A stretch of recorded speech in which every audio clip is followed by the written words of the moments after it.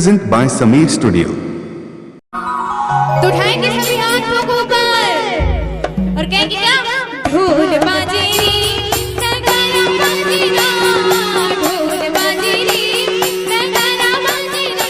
हो माता रानी की जय हो, हो माता रानी की जय हो, हो माता रानी की। मुर्गा मुर्गा बैठा नाचे, हो माता रानी की मुर्गा मुर्गा बैठा नाचे।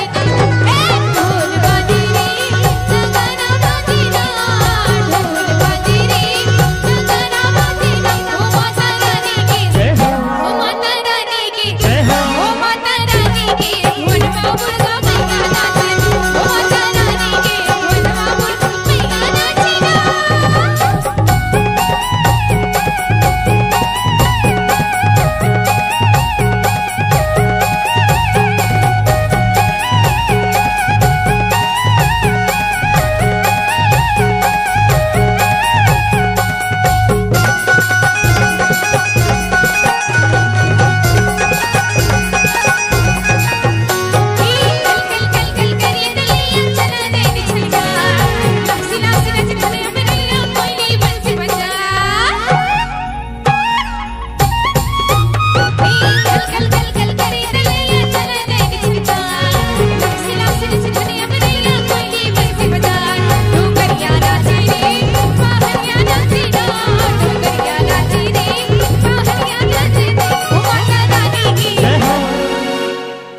आवाज नहीं आ रही, लगता है नीचे जाने पड़ेगा। डीजे समीर।